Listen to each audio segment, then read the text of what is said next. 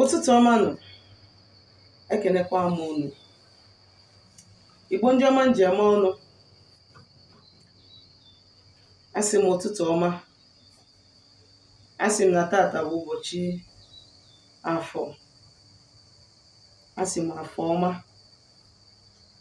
asị m ka afọ tata mara anyị mma, ka afọ fụtara anyị udo,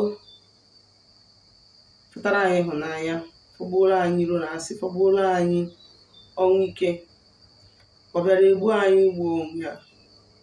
N'ọfọ na-agụ tata na asị m na mmụọ niile anyị na-achụrụ àjà, ezumezu mmụọ niile anyị na-asọbi ụwa, ka a budola anyị ụzọ, kpịara anyị azụ, ka a chụwara anyị ajọ mmụọ, chụwara anyị ajọ mmadụ, oke anyị niile wee lụọ anyị aka n'afọ na nkwọ na eke na orie, ahịa na-anọ ụbọchị na-anọ ise. Ụmụ Igbo, afọ mbụ Nwaada Agbarọma Ụzọmmiri.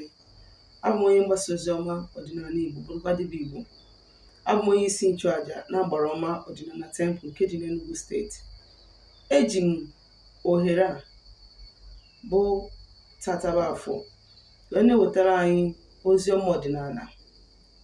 Isiokwu anyị tata wee bụrụ ihe gbasara ka ị ga-esi wee mee gịnị, nwee a good relationship with mmụọ ndị mmiri gị.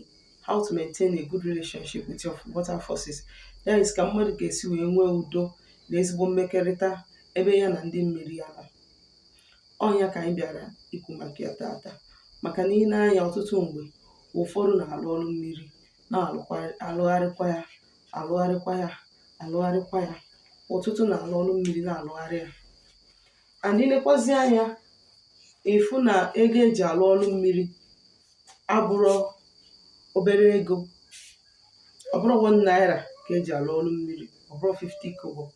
Enwere ndị na-agba ego ọrụ mmiri ha gbagoro ya for more than 3 months. Enwere ndị gbara ego ọrụ mmiri ha for more than 6 months. Enwere ndị gbara ya for more than 1 year. Enwere ndị gbara ya for more than 2 years. So ihe gbasara ndị mmiri abụrụ ihe kwesị iji wee egwu. Ihe kwesị ịkpachapụrụ anya wee mee ya, mekwa ka gị nwa na onwe gị nwee ezigbota mmekọrịta wete ha nwa. Nke mbụ bụ na onye ọbụla bụ onye mmiri, ọkachasị onye bụ onye mmiri, onye bụ ezigbote onye mmiri, do you understand? Enwere ihe ị ga-emenwu n'ụwa without gịnị, ndị mmiri gị. Enwere ife ị ga-emenwu without ndị mmiri gị. Rapụ na a na-asị mmadụ, I cast Ogbanje spirit out of your body. I cast Python spirit out of your body. I cast spiritual husband out of your body. I cast Mami water spirit out of your body. I cast the chaya idaricha. What happens when you go home? That should be the question. But that being said, na ihe gbasara isetụlụ ndị mmiri abụrụ ihe kwesị ime gịnị, ime otu ọbụla o si masị, maka gịnị, na ndị mmiri dị aghụghọ. So ọ bụrụ na ị kpachaghị anya ọfụma wee na-eme ihe mmiri, ọ ga na-ebutere gị useke, ọ ga-ebutakwaziri gị, ọ wee bụrụ na mmadụ na-achọ solution wee dabaa n'ihe ọzọ. Now, for ndị na-eje for separation, nke ga-ewepụta time wee kwụsị gbasara separation. I will never advise anybody to go for separation. Maka na gịnị, so many things dey involved when it comes to separation. Ọtụtụ ihe dị involved when it comes to separation. That being said, then I will talk about that later. But that being said, excuse me, ọrụ mmiri ị na-alụ, o nwere ndị ga-alụcha ọrụ mmiri alụọ ya once. O nweghị ihe dịka dị mmiri ga-enye ha nsogbu. I've seen many people. Now, most of the people ọrụ mmiri ha na-akụkarị bụ ndị nwere kọl, maọbụ na-eji emele gị separation. Mana ndị mmiri gị ma nwaanyị mmiri gị achọrọ separation, ihe ọ chọrọ udo. Now, enwere dibịa ọbụla ya separate nwe gị na ndị mmiri gị. Ọ dịrọ mma, adoption ma ọ dị. M sị na mma akwụ ihe gbasara separation later. Let me not just mention that again, but enwere ife nji wee na-ekwu ya for this topic. Then, ọ bụrụ na ị lụrụ ọrụ mmiri wee kwasịa ibu ndị mmiri, dibịa wee jee lụsịalụ gị ọlụ mmiri dịka nwoke ma ọ dịka nwaanyị, ọ bụrụ na ị nwere di mmiri ma nwaanyị mmiri, eje lụsịalụ gị ọlụ mmiri, ọ bụrụ na eji emelụ gị udo, ọ bụrụ appeasement ka m na-ekwu, ile ọnwa dị iche, ihe m na-ekwu bụ ịkwapụ ibu mmiri, ime udo ndị mmiri. Ọ bụrụ na ha ji eje mesịalụ gị ọlụ mmiri gị, which is the settlement, enwelu ndị na-ada asetụlụta ha. The reason abụrụ na the dibịa mara ọrụ, mgbe ụfọdụ na ihe so gị nwere ike karịa that dibịa, dibịa ma mbulinwu forces so gị. That is one. Two, na o nwere ike ọ bụrụ na dibịa jere lụọ ya n'aka ya dịchara ọcha. Three, enwere ike ọ bụrụ na gị nwa na onwe gị nwere ebe ịnọ wee sọ ile aka gị, na o nwere arụ dị n'ụzọ gị, enwere arụ dị n'ụzọ gị, ihiri nwunye mmadụ, ịbụ nwaanyị na-ehi nwaanyị ibe gị, ijere jee sie ime na ọtụtụ ihe dị iche iche bụ arụ n'ala Igbo, o wee bụ na imere ife a, ịkpụrụ arụ ya, i wee jebe jee lụọ ọrụ mmiri, ị ga-alụgharị ya. In most cases, ị ga-alụgharị ya. Then ihe ọzọ nwere ike ibutakwa ụdị ihe anwa bụ ọ bụrụ na ị chụkwara onye ụwa gị wee jebe ọrụ mmiri gị. Ọ bụrụ na ị chụkwara onye ụwa gị wee jebe ọrụ mmiri gị, there is every high tendencies na ọrụ mmiri gị enwe error, maka na chi gị na-ekwuru gị ọnụ. Ọ bụrụ na iji ịnụ nwaanyị, nna gị eso gị, at least your father should be there. Ma ọ bụgodu your father, onye iji eme nna should be there. You cannot go with middleman ị na-anụ nwa mmadụ akpọnye gị nwa mmadụ like that. So eyi enwe ọgbakọ ezumezu ya eso gị, but even ọ bụrụ na ịma mme ihe dịka arụsị be nna gị na ndị ichie gị na be nna gị n'ikwu nne gị, megodo ihe gbasara chi ụwa gị wee jebe is important. Onye ụwa gị feed onye ụwa gị wee jebe ọrụ mmiri, o nwere greater role to play in the success of ọrụ mmiri gị. Then whereby any take chago some of these notes, emeghe gị separation, o nwere ka isi si ime.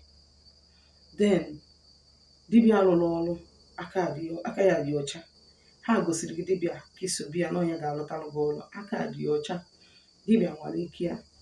Then gị nwa na onwe gị enwere arụ dị n'ụzọ gị and the rest of the things that I mentioned.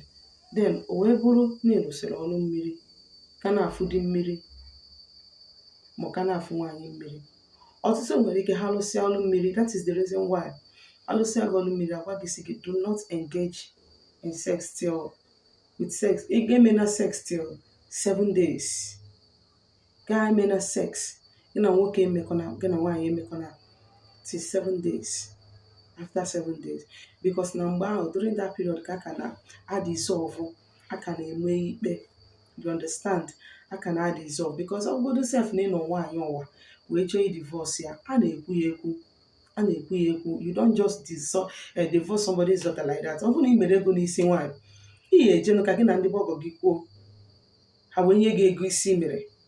So otu a ka ọ dịkwa na mmụọ, a na-ekwu ya ekwu. So within that 7 days anwa, a na-enyekabe that you should not meet a man, or 3 days or 4 days or 14 days, or you should not meet with a woman. If you don't observe it, ha nwere ike ịba somebody n'arụ. Dị mmiri gị nwere ike ịba mmadụ n'arụ, bad that person you like n'arụ, or yọba gị biko biko biko biko. Once you do it, the spirit will return back to your body.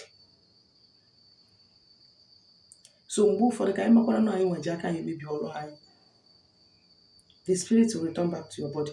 But ọ bụrụ na ị keep onwe gị after that judgment, then if that within that period, ụfọdụ na-abụ within that 7 days, within that 14 days, di mmiri ha ma nwaanyị mmiri ha will come back to them. Ha ka ga-enwe sense, but after that day, no more. Are you surprised? No more. Ọ bụrụ na di mmiri gị, ị ga na-afụ ya in some ways, ma ọ bụrụ na ị na-aghọta your message or revelation, but ọ bụrụ ọzọ to have carnal knowledge of you. Ọ bịagodo nwe sex with you, most times ọ bụrụ ọzọ to bring disappointment to you.